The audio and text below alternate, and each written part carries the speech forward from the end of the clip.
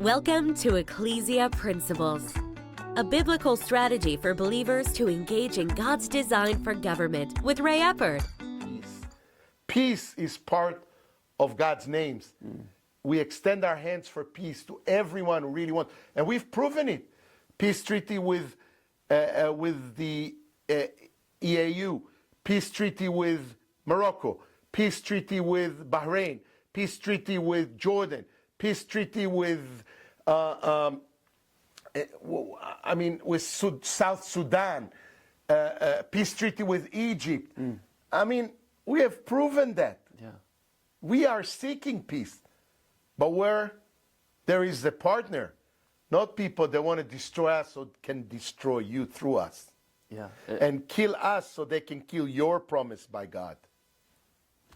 This is remarkable. And obviously hearing about all of this, it reminds me, and again, gives that revelation. You spoke of it as the fourth. Right. Yeah. Yeah. It's coming up. The longest hatred, I've heard it's called. The anti-Semitism coming up in the nation. Since when I do believe, I genuinely do believe that Americans are awakened right now. I do believe that even the stronghold that the legacy media feels like they've had on the whole world, I feel like that is breaking. I hope Pray so. for us. I hope so. In that, and I believe it too. I'm praying that as well. In You know, these end every times, generation, Trent, every generation has their Hamans and their Hitlers and their Ahmadinejads and the Sheikh Amin al-Husseinis and all these people that targeted the Jews and want to destroy them and to kill them. And God is saving us from all these people, but the toll is high. And when Kim prophesied about the Fourth Reich, nobody knew, but about a week ago, 1 week ago, in Europe, in the city of Amsterdam, There's in a the pogrom city of happening. Amsterdam, Jewish Israeli soccer fans coming to support their team in a soccer game. And they were raided by Muslims, incited Muslims, pogromed, destroyed.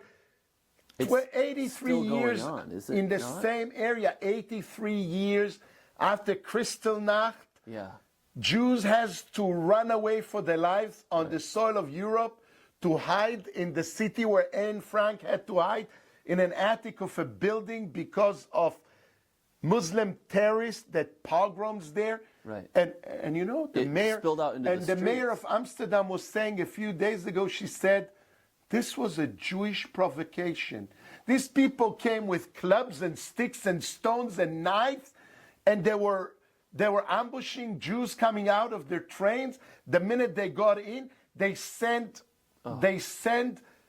Uber drivers and taxi drivers, Muslims, on purpose next to the stadium to wait for the call from the Israelis that are coming out, because you know they see their profile, what's their name, and they know how to know and to take the call. And once they had a Jew Israeli on their taxi, instead of taking them safely to their hotels, they took them to the places where they ambushed them. They dropped them out there, and they were raided by these people, beaten up and destroyed. That's how well organized it was. Yeah. And she said it was a provocation. Again and again and again, these Nazis, they blame the Jews for the situation. Yeah. Once again. It's appalling. And I think that I do believe there is overwhelming support for Israel here in the U.S. still. I think that we see through, I believe there's a lot of Christians out there that see through the lies that have been told. We see the heartbreaking things about even our youth hearing lies. But I believe that there's a new generation, even of young men, that are rising up. Amen. You are a little bit too naive, I would say. Because look, I have hope. No, look. Yes, overwhelmingly, the older generation, our generation, your generation, they are pro-Israel. You do any polls, they are pro-Israel. Yeah. Gen Z, this generation right now, the TikTok generation, they voted. Most of them don't care about Israel at all. They're actually anti-Israel. The Muslims are masterminds in controlling the media. Yeah. Their money finances the universities here. The Qatarian money finances the sports team. They finances the TV stations, the Al Jazeera. I've seen many videos on CNN that are copy-paste from Al Jazeera, biased narrative, and that's what the kids are seeing. And if you ask me, that's what I do when I walk here in the churches and I go, and they ask me to speak, I tell them, listen, you might be on the right side of history, but silence is consent. If you're not out there, wherever you see these demonstrations, standing there with the flags and chanting and condemning Israel, and you have to get out of your comfort zone as a church, as a Christian, walk in front of them, don't get into any confrontation, but just stand there, and all you need to do is point at them and say, liar, liar, liar, liar. They're going to fall back and get out of there once they see your strengths and your numbers. They are outnumbered here, but they make the most vocal demonstrations, and the church is not stepping in.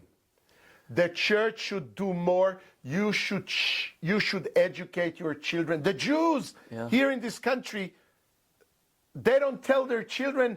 They say, oh, if they come against you, turn your back and go away and do this and then they can't go to the university anymore and they cannot go into their dormitories anymore, and Jews are targeted everywhere, as opposed to the ones in Israel. We know how to wage war, how to fight back against our enemies. You have to wake up and stand to them and say, you are a bunch of liars.